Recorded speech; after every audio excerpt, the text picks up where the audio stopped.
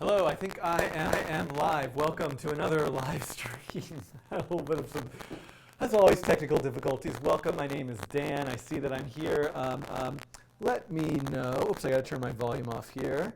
Let me know if you can hear and see me okay.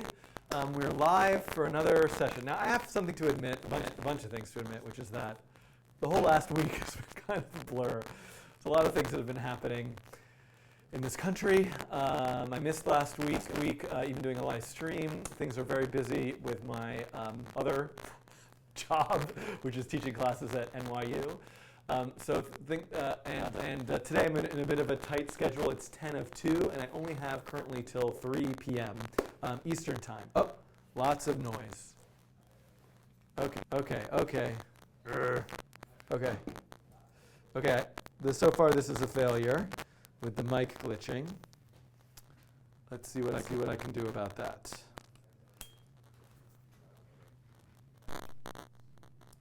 Is that better? Is that better by any chance? Did I fix something? Talk. Or is it still bad? I pressed a button. No, it's not better. I don't. Okay. All right. Test. Such a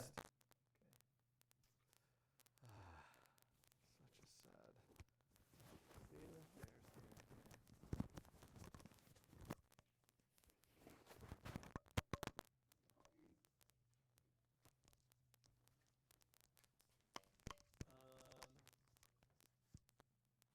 I'm going to mute the audio for a second.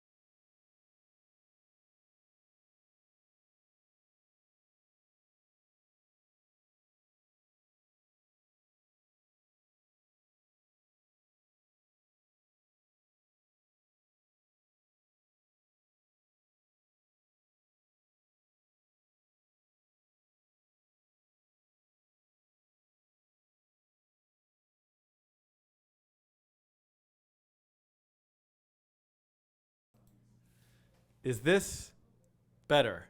Am I good? Any better? I'm watching this chat with bated breath.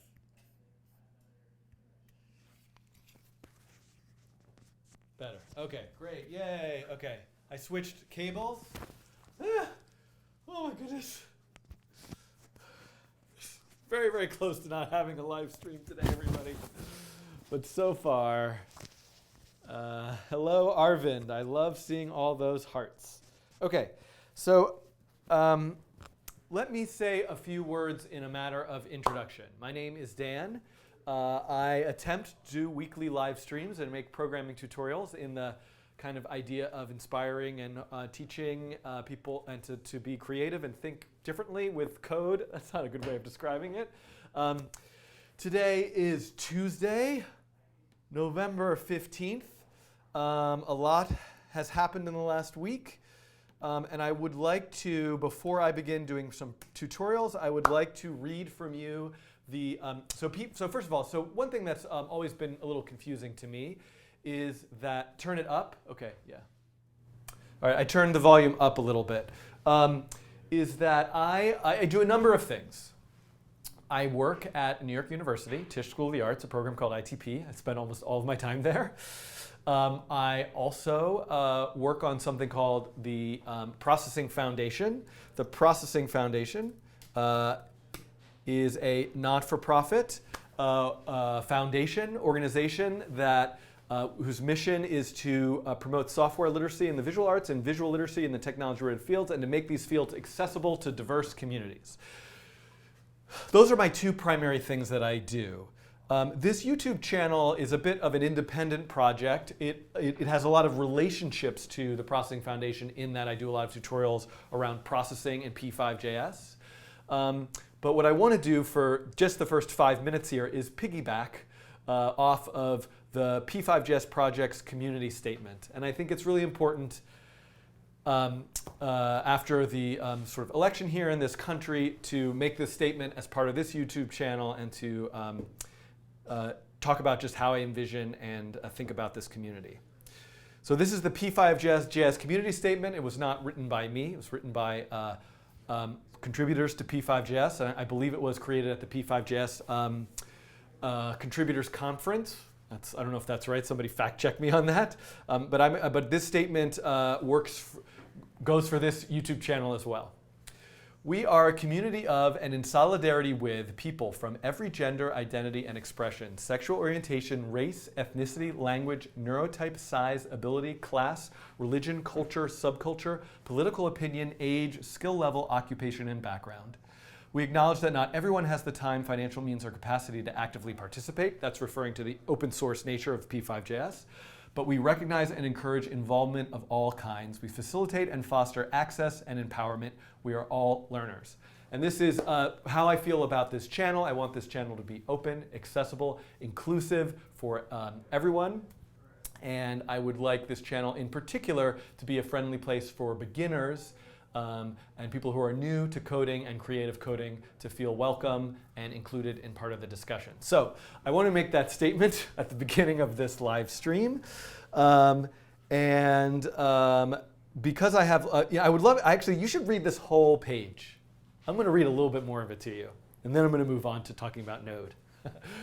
In practice, we are not code snobs. We do not assume knowledge or imply there are things that somebody should know. We insist on actively engaging with requests for feedback regardless of their complexity. We welcome newcomers and prioritize the education of others. We strive to approach all tasks with the enthusiasm of a newcomer. Because we believe that newcomers are just as valuable in this effort as experts, we consistently make the effort to actively recognize and validate multiple types of contributions. We are always willing to offer help or guidance. We listen, we clearly communicate, we admit when we're wrong, we continuously seek to improve ourselves, we keep our community respectful and open, we make everyone feel heard, and we are mindful and kind in our interactions. So thanks for tuning in. Thanks for listening to me as I read the P5.js community statement. And I hope that you enjoy this YouTube channel and find it useful, and I hope that you will be in touch in the chat and on Twitter and all the other ways that we can be in touch with each other and help support everyone in their desire to learn more and create and communicate, express themselves through code, the internet, technology, all that sort of stuff. Okay, so I'm a little bit, it is 2 o'clock, I have exactly 1 hour, and in my last session, I'm just going to pull up the playlist that I didn't get to finish. I don't know if I'll get to finish it today, but my most recent playlist, session 8, which is the topic was looking at how to build your own API in Node. And the API example that I'm building is sentiment analysis API, since why not? Since this is arguably these sessions from this fall are all about programming with text. So that's useful. So I'm going to kind of pick up right where I left, and I've got a couple more little short tutorials to make. Now, I'll say a couple other things about my plans for the rest of this 2016 year, which as far as I'm concerned, 2017 can't come soon enough. Maybe 2020 should come soon enough. But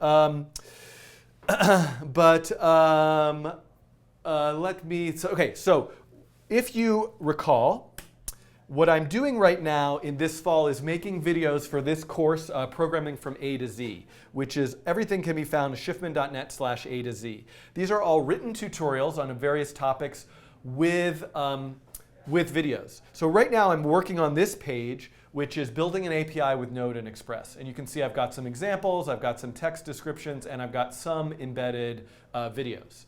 So before the end of 2016, I hope to finish this page. I want to do some videos about working with a database as service, something called Firebase that you may or may not have heard of. So I already have a written tutorial, but there are no videos for that yet. As well as looking at Chrome extensions. So those are, the Firebase topic is a smaller topic, probably can happen in a shorter session. The Chrome extensions is a longer topic that will need a longer session. So it is the middle of November, and I have until the end of December to get through all this stuff. I'm hoping that actually I'll get through this stuff relatively soon and return. I would like to by the end of the year, and maybe for like kind of like a holiday special, just do some fun, quirky coding challenges, some different algorithms that I would like to explore, and as well as some of my most popular videos, which I've said before, are where I take an old kind of classic arcade style game and try to make a JavaScript version of it. So I'm hoping to do those kind of things before the end of the year. This spring, I will be returning to the Nature of Code materials, which is physics and animation, as well as starting to look at machine learning topics. So that's all coming in the pipeline. Now, another thing I'll say, just as a matter of updating you as to what's happening, is that I have started having guests. And in fact, later today, I just didn't get to do it this morning, I will make live a tutorial from Tiga Brain, who is one of the teachers and alumni of the School for Poetic Computation, which is where I'm recording the videos right now. And she has a tutorial about working with physical sensors and P5.js. So that tutorial, you'll see that in the channel in the stream later today. And then also, if all goes according to plan, at around 6:30 p.m. Eastern Time today, I will be welcoming Jane Friedoff into the studio. And Jane Friedoff is a creative researcher, designer, game designer. She does amazing, wonderful work, and she's going to talk about a game called Slam City Oracles and how she made it. And I'll ask her a few questions about that. And if you're tuning in live, you can ask questions in the chat. So I'm also trying. I have very limited time these couple weeks, but as time goes on, I'm going to try to have more guests to bring you additional content and different voices and different faces from just me in this channel. Okay, so I'm going to get myself set up here. You can. I'm kind of keeping half of an eye on the chat, so if you have a question in there, you can ask. But in the words of Jane, let's make it happen. Okay, so what I've got to do here, and I don't have my sound stuff hooked up because I had a bunch of issues. So I normally like to play background music when I'm just in the let me get myself situated here. But let's see if I can find where I left off. Session 8, API 1. So let's copy that. I don't remember where I left off. Let's copy that into API 2. I also have a little bit of an issue where my whiteboard camera, I just went all black, isn't working. So I don't know if I'm going to be able to use the whiteboard today, but that's okay. I think we can live with that. So this is where I left off last time. Let me run Atom as a text editor. Boy, there's a lot of great questions in the chat.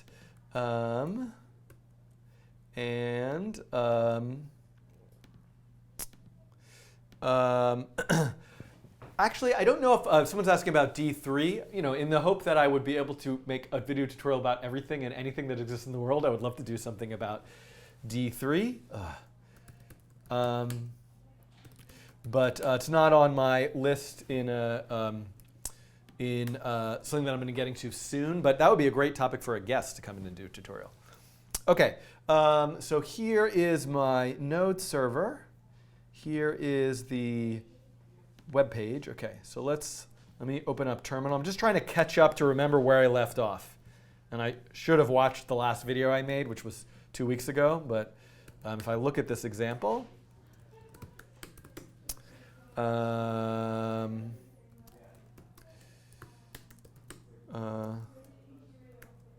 am I? Oh, no, I want to be in desktop. Sorry.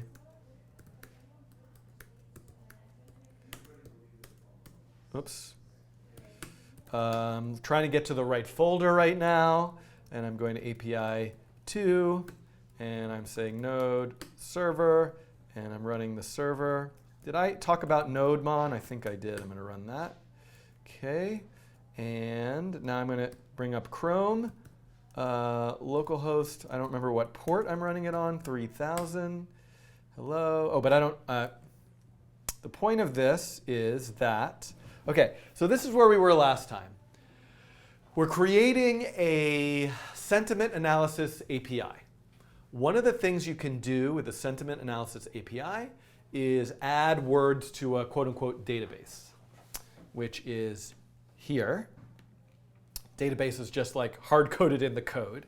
And so if I try to add something, I'm going to add, for example, add rainbow 5. This I have now gone to, I'm just reviewing where I left off. I've gone to this route, add rainbow 5. I get the parameters from that route, which are rainbow and 5. And if I look now in terminal, we should, oh, I don't have any console logging going on. It sends a message back that it was added. And then I can also go to the route all. And I can go to the route all. And I can see, so I should, oh, rainbow is in there, sorry. And, oh, rainbow is already in there as one of the ones. So let me add something else. Add, right, I was using like purple 3. That is now added. Let me go to all. And I can see that I've added now purple to this list. Great, that's working. And I also have a search route. If I look for kitten, not found. But if I look for purple, it's found and I get the score. OK, so this is what I'm doing. I'm building a sentiment analysis API. Now, what are the other pieces of this that I need? I want to do something about persistence. So I want the data to be saved. So I want to save the data to a JSON file every time a new word is added. And then when the server restarts, it loads the JSON file. OK, so that's one thing I want to do. Another thing I want to do is create a front end to interact with the API as a way of just being able to see how it works and see how you can interface with your own API that you made. So that's two things. And then I also, third thing is I need to cover how to post to an API. It's the difference between a GET request and a POST request. Let me see if I can get this camera working. Because I kind of feel like I want a diagram for that. Oh, that's promising. I heard a click. So I think, if you would just bear with me for a second, if you're going to have to look at a blank screen for a minute, but I promise I'm still here. And I am now changing my view to see the preview. And then I am going to edit shot. And I need to go to capture device 2. And then I need to change this to 59.94. And then I also, is this the preview? I also need to, oops, how do I, oh, I need to go to here and zoom it in a little bit and do this so that you can see. Let me zoom in a little bit more. I swear this is going to be done in a second. OK, so not my finest work, but now you should have a whiteboard shot. And now I'm only coming in one ear, right? So I have to fix the audio for this. This is really so much setup time, which is really a problem when left. OK. Now, if I am over in the whiteboard, you should be able to hear me in both ears now. OK? And I should be able to switch back and forth like this. OK. I am set up. OK, so let me look for my eraser. OK, so this is my list. Ooh. So I think maybe what might make sense to do first is talk about persistence. So the very first tutorial that I'm going to add to that list today is persistence, meaning how to save data over time. Now, what I want to do before I add this is I want to look at one of my existing examples just to review in my head how I did it. Whoops. So I'm going to the GitHub repository for the class. And everything in my brain is broken today. This is me getting back into this. I miss a week and I lose track of how everything works. To go into my API examples, into, let's look at the spell check one. No, is this the one I want to look at? read file sync. Yes, that's what I want. And then save file. OK, I don't actually need to look at this. I can add this on the fly. OK. And OK, so I love seeing the chat going, and I love seeing that there are so many people here. I'm going to just switch to a particular view so I can see better who's there. And the camera went off. I will fix that. OK.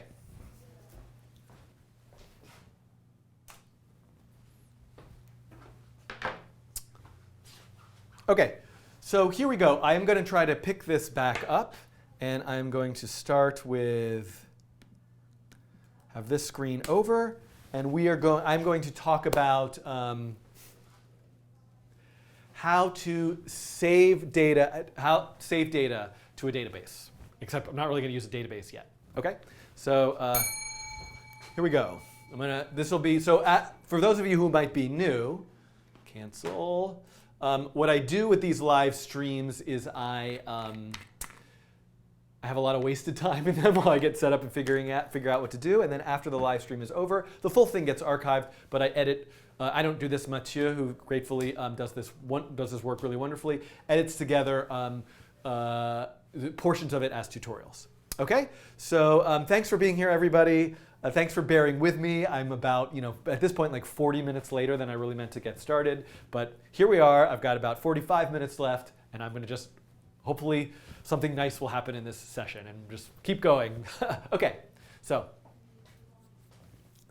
I'm trying to, OK, all right. Welcome. So this video continues the series about building your own API in Node. And in this video, what I want to do is add a very important, very key piece of functionality, which is persistence. So right now, this particular API that I'm building in Node, if you recall, in the code, at the top of the code, just has hard-coded essentially a database of words and their sentiment score. Rainbow 5, Unicorn 3, Doom -3, Gloom -2. So that and I can add to it. So I can go to a particular route and say add purple 4, and then if I go back to all, I'll see that purple is there. But as soon as I go to terminal, quit, and relaunch the server, and go back, purple is gone. So I need some mechanism by which I can save the data forever.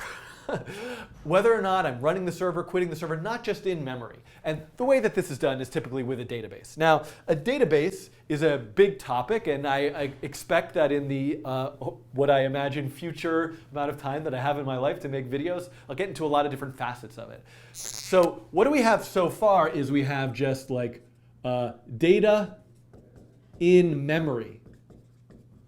That's what I have so far. Quit the program, the data is lost.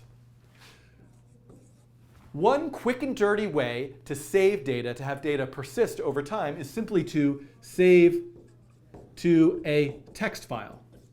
It's easy to forget that you could just have a text file as a database, right? I can have a text file that has a list of words in it, word, comma, score, word, comma, score. And I could just save all the stuff and load that when I run the program. A way to make this even easier is to actually save this to a JSON file. JSON standing for JavaScript Object Notation. So the stuff that's right here, did I switch back and forth? I hope I did. Was I in the right screen? Somebody in the chat, somebody would have told me if I wasn't in the right screen. Mathieu, edit this part out.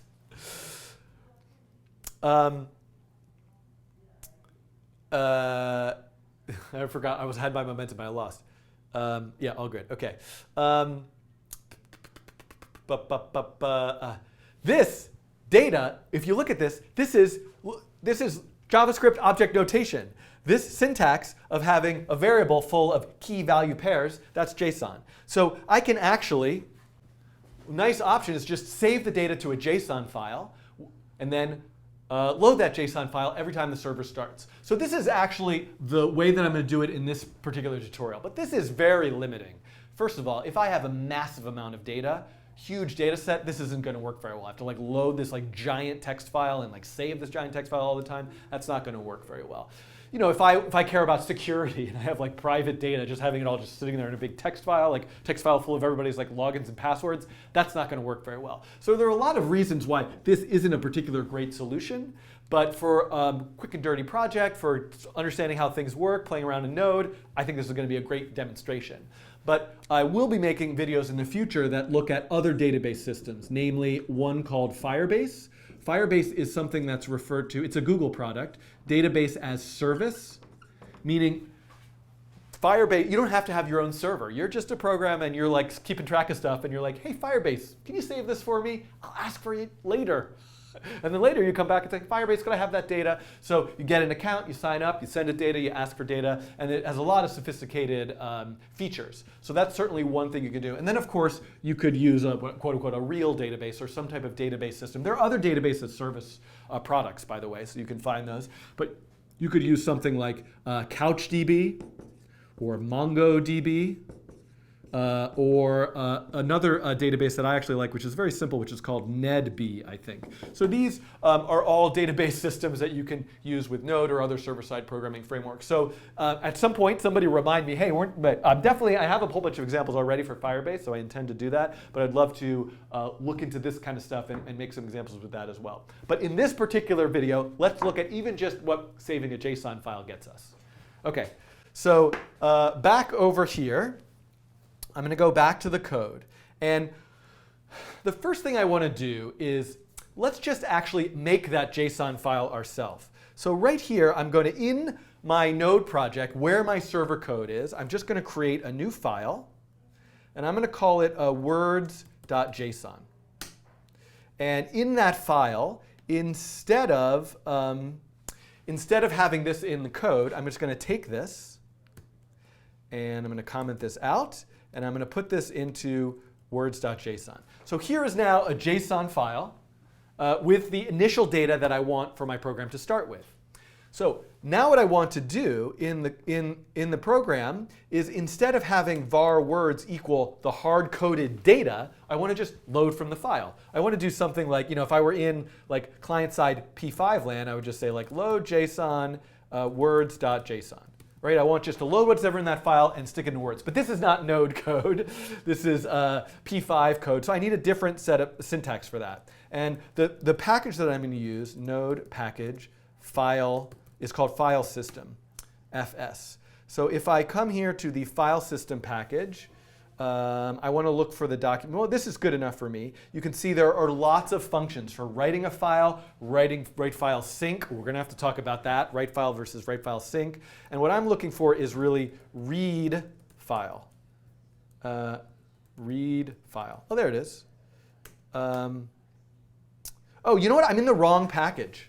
I'm in the file-system package. The package I want to be in is actually just called fs. I don't know if it's the same thing or not. Oh, whoa, timeout. Pause. This is interesting to me. Is it no longer called fs? That's what I've always used. Is it called file system now? File extend node fs origin. What's going on here? Does somebody know what I'm talking about? This is a different, let me look. Node fs package. This is going to be edited out. This is where I want to be. I was in the wrong documentation page. Let me back up and start over, because I don't want to use a separate, I want the official Node.js. So I don't know where to go back to, but I think this can get stitched back together. Thank you, everyone in the chat. I've got it now. So I'm going to look for, OK. I think this can get spliced back in somehow. So to read and write to files, I need to look into. Oh right, I was saying I can't use this P5.js code. So how do I do that in Node? Well, what I need to use is the fs module. So fs node node. I'm just going to Google fs and node, and here I'm going to get the documentation for the file system API, which is built-in part of Node. It's not an extra thing I have to install. So this is the documentation for it. There's a lot of functions. What I'm looking for is one called read file, and right here. So you can see, first of all, there's fs.writefile and fs.writefilesync. So why would I use one versus the other? This is something I definitely want to talk about. But let's just, at first, and actually I'm going to start with using read file sync. So what I'm going to do is I'm going to say var fs equals require fs. I think that's right. This is like importing the file system package. It's built in as part of Node. I don't have to install it, but I do have to reference it in an import or require statement. And then I want to say words equals fs read file sync words.json. And let's just see. And then I'm going to say console.log words. Let's see what's happening here. OK. So it runs, and look, I read the file. There's the file. Perfect. There's my contents. What is that? So one thing you have to realize is the Node file system package is just reading the raw data of files and writing the raw data out. It doesn't know, oh, I want this to be like JSON and all of that. So if I have that raw data from the file, but I actually want it to be JavaScript and JavaScript object, I need to parse it. And there's a quick and easy way of doing that. So actually what I want to do is I'm just going to say var data equals that, and then I'm going to say var words equals JSON parse data. So this is something you're going to see once I'm using a local files. When I want to read a file, I need to interpret it as JSON. When I have a JavaScript, I need to interpret it as a JavaScript object before I can use it. When I have a JavaScript object and I want to save it to the file, I need to convert it to just plain old text and then save it to the file. So let's look how that works now. And you can see, there we go. So now my server is reading that stuff. So we've got step one in that everything should work as it did before.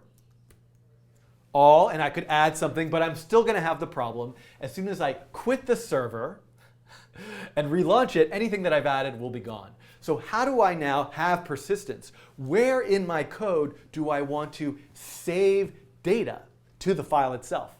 Well, I want to do that anytime I add something new to this list. And if I go back to the server program, the only time I add something new to the list is right here under add word. So this is where I want to save data. Now this brings me to another important point, which I glossed over, which I will come over here to discuss for a second. Sync versus no sync. So there are both read file sync. That's a function as part of the Node file system package. And there is also read file without the word sync. There's also write file sync and just write file. What's the difference? The difference is this is synchronous, or also known as like a blocking line of code. Meaning, if I come back here, if I'm using the sync function, the next line of code will not execute until that action has been finished. And in this case, that's what I want. When the server starts up, I don't want to do anything actually until the data has been read.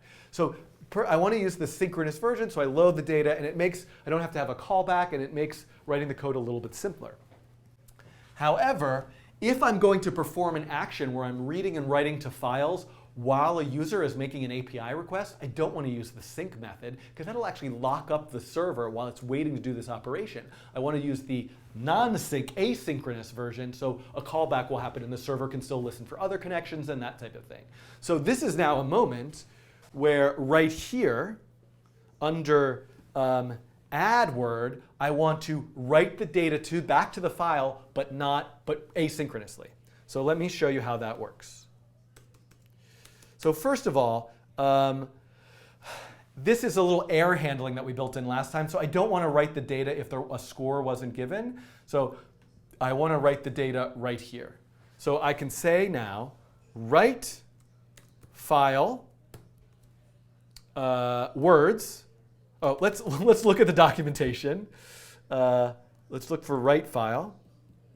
Write file. So it looks like write file, I need to give it the file name and the data, and there's some other options and that sort of thing.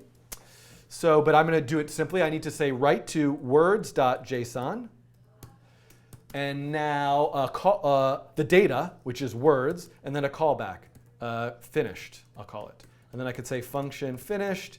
Maybe it gets an error or something. I don't actually know. I should look this up. I'm just going to say console log all set. So let's look at this now and see what happens. Now first of all, I've made a big mistake. already. But let's just see what happens anyway, even with my mistake. Probably going to get an error or something like that.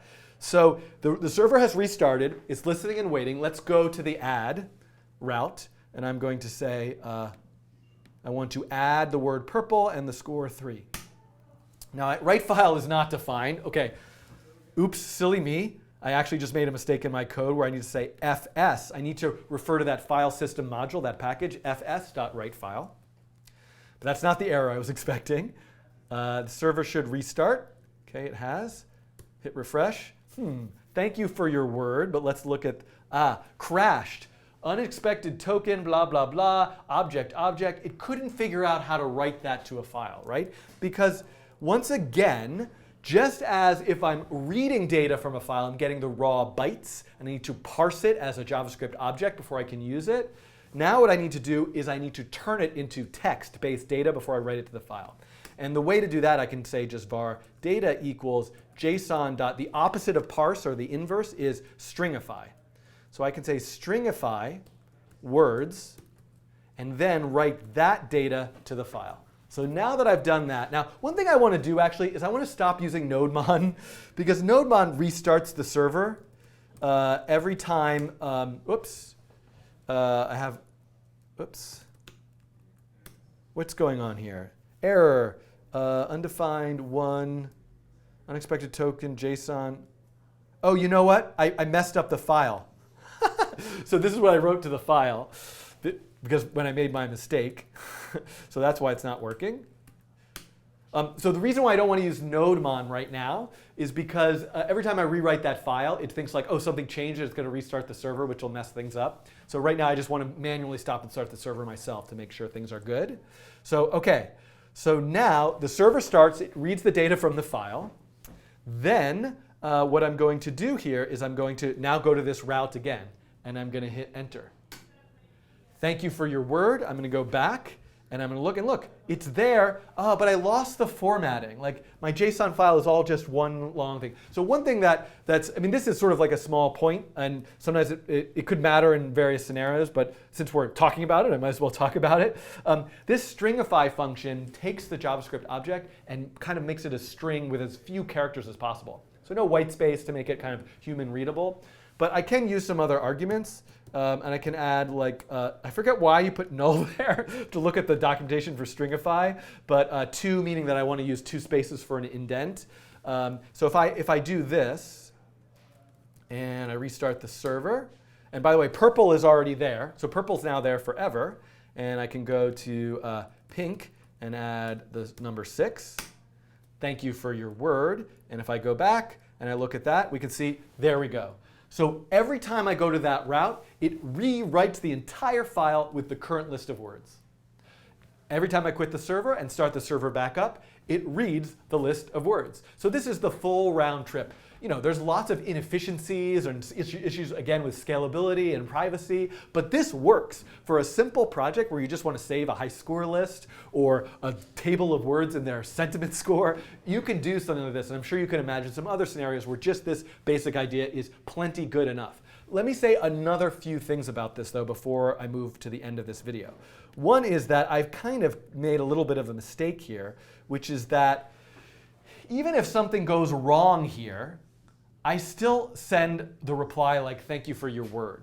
So really, probably, I should wait to send a reply to the client who added this word until that file has finished being written. So I would say it probably makes sense to put that in here.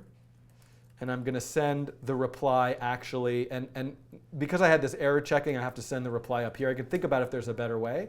But I'm going to have, if there's no score, I send back a message score is required. And if it gets the data, if it gets the word, adds it, writes the file, and all of that is successful, then I'm going to say, and you know what I think is useful in an API? Is for a word to actually, for an API to just send you back the data that you've sent it. And then I could say something like status success. So in other words, sometimes when you're making an API request, or you're adding something, you're sending some data to an API, and you're doing that like many, many times, as a client, when you get a reply back, you need to match it with which one you sent. So if you get some information back that you can match, that can often be helpful. So even though this is redundant and I don't personally need this information, I think it's useful to add. So, and I did sort of a very awkward thing where my variables all have the same name, but this will actually should work. So let's restart the server one time. We can see I've got all the words that I added before. And now if I go back and I say add flower 7, and I hit enter, success, the word flower was added. And if I go to all, we can see flower is in there, pink is in there, purple is in there, and I can even restart the server. I restart the server, and there it all is again. So this is the full round trip of how to receive from a GET request through a route data from a user, save that data to a file, and have the server always keep track of that data. So I'm still got more to do in terms of building this API, which is actually like get some text and produce a sentiment score. I need to look at, well, how would I build like a client, a front end that would actually like interface and interact with the API? But this, at least now we've seen a little bit about saving data. Thanks for watching. Okay. How did that make sense, everybody? There we got one little extra tutorial in. I have a half an hour. I think what I want to do in the next one is make a client for it. Because that's going to be necessary once we look at doing a post. Electron tutorial, that is a great idea. I would love to do an Electron tutorial. If only I had so much more time. Okay, so let me just keep moving here. It's a little bit warm in here with the light on. So what I'm going to do now, in a way, is kind of like the easy part for me, at least. And I'm going to go into here, and we're going to start working on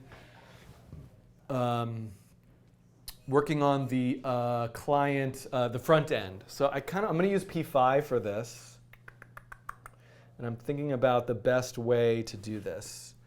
So let me go to desktop, A to Z. I'm sure I have some. Actually, I'm going to do the ridiculous thing that I always do, which is p5js.org download, p5js complete. I'm going to do this. Oh, I want to get to the AFIN coding challenge today. That's not going to. Maybe if I can come back later and do it. Tempted to just do the coding challenge I had envisioned today instead, because that, in a way, could be the front end. OK, fine. I'm going to do the interface. Yes, I can use P5 Manager to tuber suggest. I'm kind of like a terrible. I have very bad habits, but I can't help them sometimes. OK. OK, so here we go. I am going to Jorn Prenger. So how did I do? OK. OK, so this is probably going to be the last short little tutorial where I'm just going to add a little front end for this. And I still have a bunch of pieces to finish up with this, which if there's time actually later, I will in fact be able to, after there's a class that starts here at 3, right in the room next to me. So noise-wise, I can't be talking and broadcasting very loudly. But as soon as that class ends, I'm going to have an interview with Jane that I mentioned earlier. And then also, if there's a little extra time, I might do one more tutorial about this as well. OK, here we go. Let me cycle the cameras.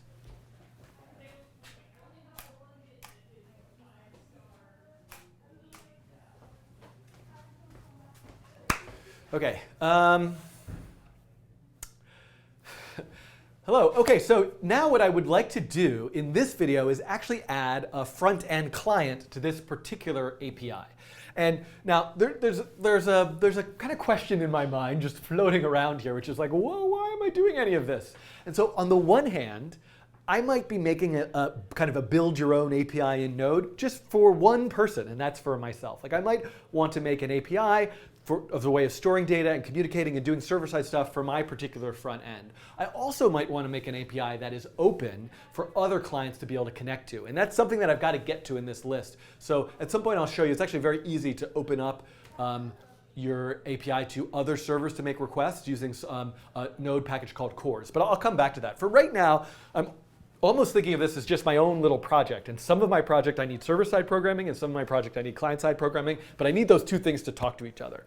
So the first thing that I want, if you recall, one of the pieces of this program that we've written actually uses Express's ability to host static files. And all the static files are in this directory called website. But I called it website just to like call it something, but often it's called public, or you could call it whatever you want, unicorn, whatever you want to call it. You have a folder with files that you want to serve. And I have right in there, I have this index.html file, and all it says in it is hello. So if I go back to the browser and I go to the root page, I see hello. And so what I want to do now is I'm going to grab from my desktop a P5 and a P5 sketch. So it has an index.html file, some JavaScript code, and the libraries that I want to use.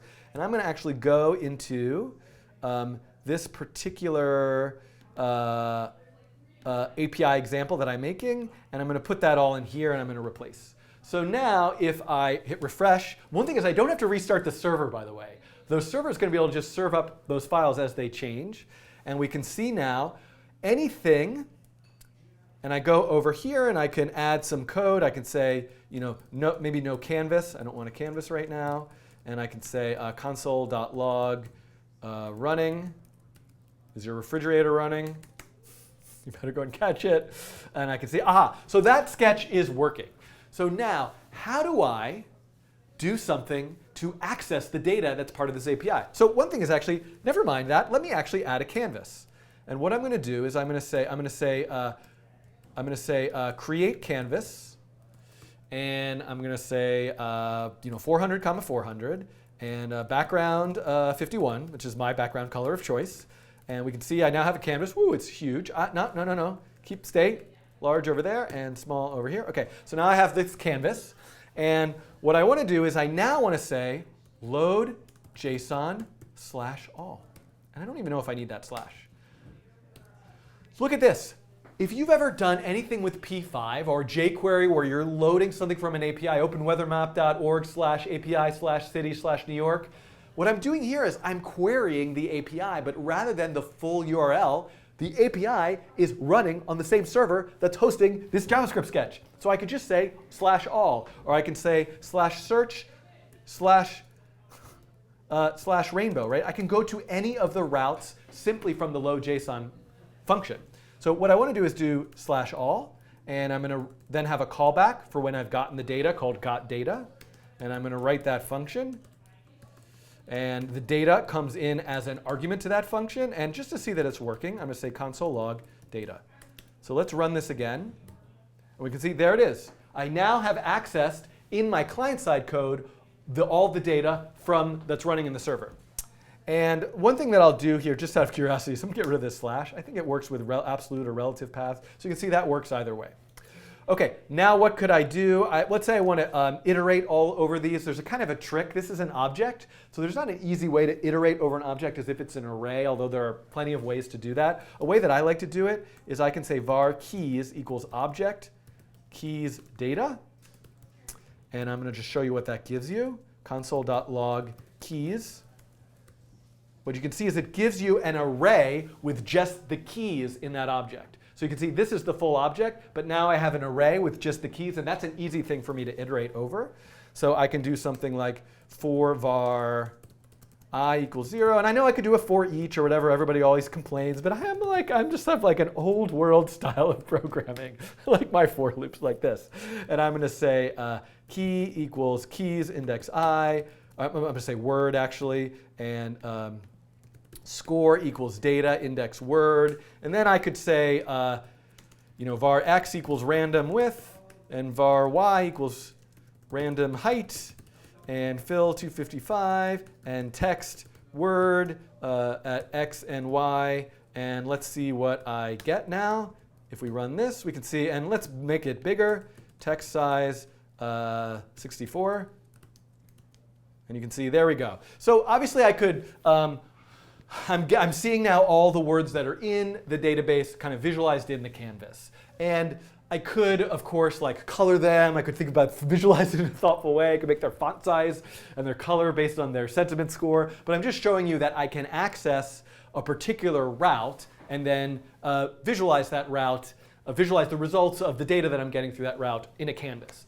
But ultimately, what I might want to do here, actually, even more importantly, is I might want to add input ID equals word, and then input ID equals score.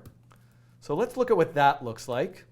And I'm gonna wrap that in a paragraph, and I'm gonna say word, and I'm gonna put a line break, and I'm gonna say score, and /p. So now we can see on my web page, and something's driving me a little bit crazy here, which is this default styling. We can see here, oops, that I now have this little kind of basic form. It's barely a form, but it's like I made a little paragraph that has word and then a text input box, score, and a text input box. And I just put that in the HTML directly. And then I probably also maybe want to add some sort of button, submit button, and I can give that an ID. Also, ID equals submit. So what I'm doing here is I've made a little interface that has a place for me to type a word and a score, and I'm able to hit submit.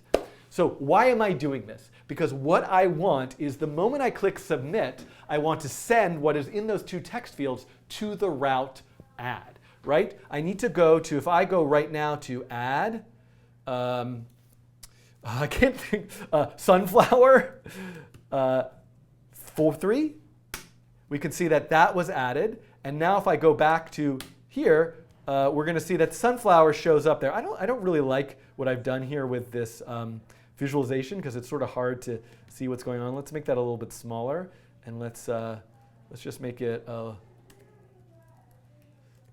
I'm sorry, I'm going a little crazy here, but just bear with me for a second, unnecessarily.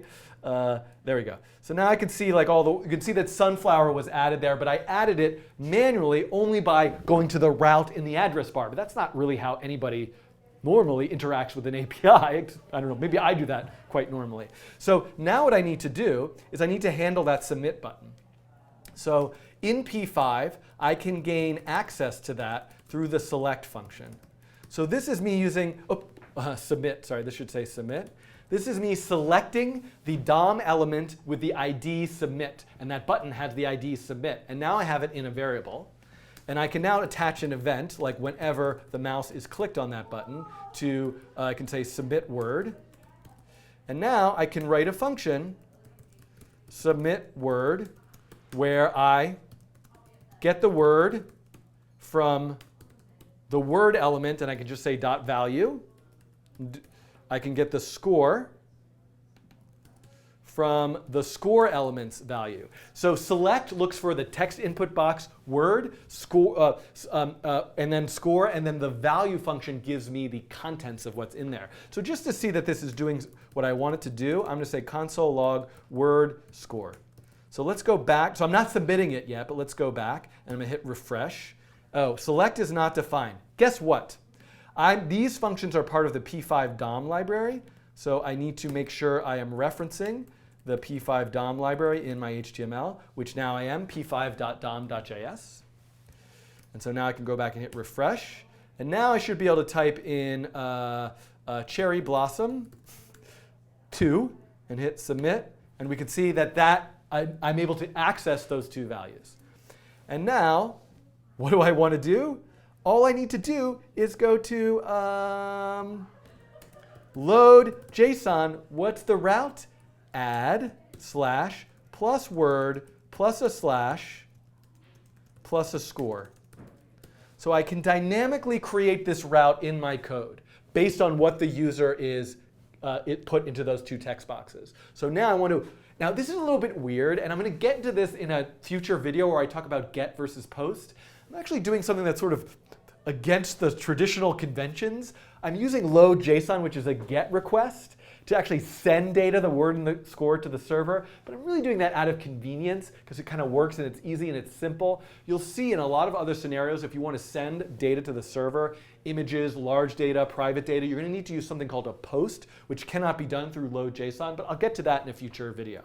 And then I'm going to just add a function called finished as the callback. Whoops. And then I can say function finished data console.log data. So I just want to see that it came back. So I'm going to send that data and see that it came back. And then I'm going to hit refresh, and I'm going to add a blueberry 10, and I'm going to hit submit. And we can see that this was sent to the database. Now, if I hit refresh again, we should see that blueberry is there. Why not, though, however, once it's done, ask the database for all the words again to redraw what's in there. So here, this is what I did to redraw everything. I could actually put this in a function. I could call this function draw data. And so when the program first starts, I want to draw the data. And then every time I submit a word and it's done, I also want to draw the data again. So now, if I do this, I can say, hey, let me add the word mango and give it a score of 3 and hit submit. And now, ooh, look at that. One thing I forgot in my draw data function was to clear the background. So because it drew it again over everything. So I'm going to take this background function and put it right here in the got data function. And I'll hit refresh again. We can see everything's in there. Mango, flower, blueberry, sunflower, all these things. What's another fruit that is delicious? A raspberry. I only know how to spell raspberry now because of the Raspberry Pi. And it's that's the password or something. Default typing it in all the time. Score 4. And I'm going to hit submit. And there we go. It runs, and we see the result. So now I have an interface where I can sit here and submit new words to the database. And I also have this sort of goofy front end, which just shows me a very poor visualization of all of the words that are currently in this database. And if I go look in the server code, I should be able to see, hey, look at this.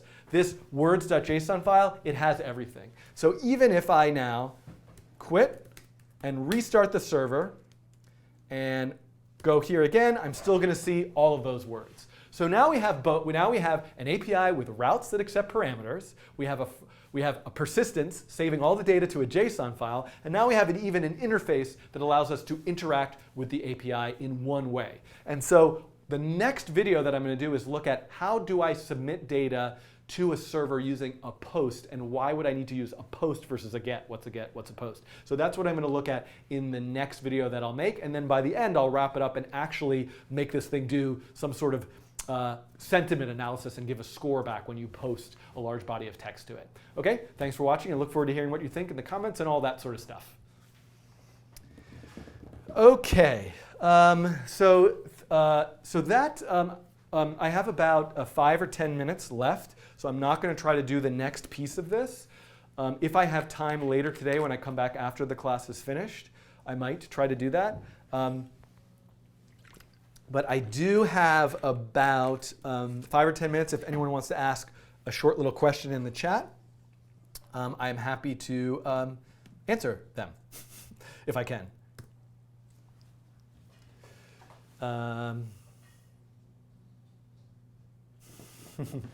I see that there's been some. So Ariani writes, this is way beyond my head. So one thing that is tricky about what I'm doing, which I've definitely gotten this comment before, which is that I've heard from people, oh, I went to your YouTube channel, I found it, and it's all, it's too advanced for me. It's for advanced programmers. And really my goal is for this to be I would like my channel to be a place that complete and total beginners who have never done any coding before could come and learn and start to make stuff. The tricky thing is that the tricky thing about this is that it's hard to find where to begin, and I need to figure out a better way of doing this. Maybe if I can eventually get my act together and get a title and a new logo and a new website. But one thing I will just mention is that if you're interested in web programming, JavaScript, HTML, CSS, at least through the lens of P5.js, I also get the other like frequent comment I get is like, why are you using this P5.js thing? I don't want to learn that. Well, sorry, I guess. But it's a platform that I'm invested in personally and also through the work that I do. And so it's, I'm interested in making tutorials with it and making it better. So, but by no means do I completely restrict myself to that. But these tutorials here, 1 through 6 introduction, these are for complete beginners who have never done anything before. And then also this set of tutorials down here, learning processing, this is for complete and total beginners looking at learning a processing, which is a Java-based platform for doing different kind of programming things. I don't know enough about SCSS and Sass to answer that question. And I'll also mention here, if you're interested in Git and GitHub, this is a playlist that is also for complete and total beginners if you've never used it before. And most of the other playlists, particular programming from A to Z, and I'm thinking of this WebSockets one, this TwitterBot one, Nature of Code, all assume kind of what's in those 2 beginner playlists. So if anybody has any ideas about how I can make this stuff more accessible and easy, easier for people to find or get started, and if you have a friend who's a beginner, send them my way. I want to see like how it works for them.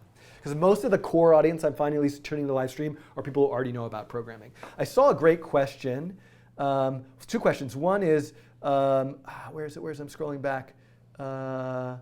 Coded in a full IDE, Eclipse. So I really want to make a tutorial about how to make a processing library. And to do that, you need to use Eclipse. And also just program with processing in Eclipse. It's on my list. Please keep reminding me about that. I did an entire tutorial. Someone is asking about Markov chains. So I did a tutorial about Markov chains. It related to text-based Markov chains. And that's part of the A to Z playlist. And I believe it is, I guess session 5, text now, no, session 6. So if you go here to session 6, there are a set of videos about n-grams Markov chains, and I do a couple different challenges or experiments with them. I don't remember what's in these, but I did make them. Jason asks, are there any benefits to using JSON files versus something like Mongo? Now this is just what I think at this moment right now, but I would say that the advantage to using JSON file over something like Mongo is you could just you could just get started doing it really quickly and easily. So I have a little bit of data, I just want to save it, just want to load it. Like I'm done in 2 seconds with just a few lines of code in the file system. A Mongo database is certainly going to have so much more robust and sophisticated functionality. You know, databases can be relational, they can be really fast to do sorting and searching through them, but you know, you're going to have to spend a lot of time learning how the database works, how the particular node package for using a MongoDB works. So for a larger scale project and for a lot of time, but for like something you're just making because you're making some like quick game experiment and you have this other Arduino hooked over here and it's talking to a node server which is hooked up to a sensor, you just want to save like a bunch of readings to it. Using a text file, a JSON file, I think is a great way of doing that. Do you ever plan on making games in P5.js or processing? So yes, this is a question from Miner Scotty. I do plan on doing that. I have a few. I've been doing this kind of A to Z course, so I'm quite behind on my mental list of what I would like to do. But if I go to my playlists and look for coding challenges, where is that one? I'm logged in here, so you're seeing all my private. This is the video that I'm going to launch as soon as I turn this off, which is a guest tutorial from Tiga that I mentioned. I don't know why I'm not finding the coding challenges all of a sudden. Here they are.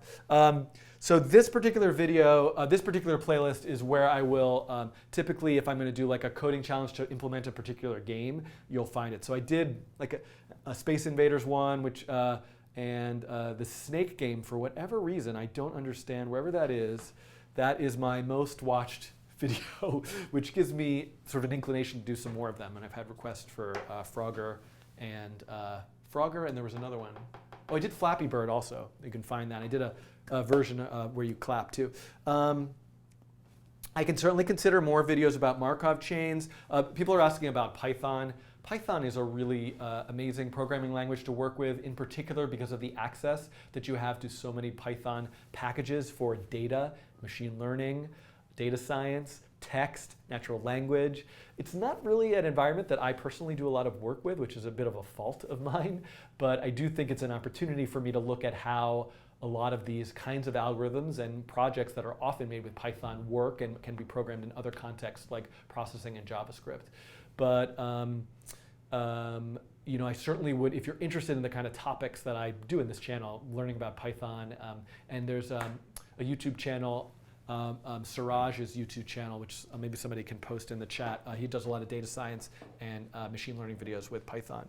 And I am planning to do some stuff on machine learning in the spring. Android development is not something on my list. It's not something I know a lot about, but I would love to have a guest come in and do some guest Android development tutorials for sure. Okay, so I think I am wrapping up for today. I'm sorry, this was a 1 hour and 5 minute live stream, which is much shorter than they usually are, so I apologize for that shortness. So I am going to be back live in about 3.5 hours with Jane Friedoff, I mentioned, who's a game developer and artist, and she's going to just show a project and you can ask her questions about it. But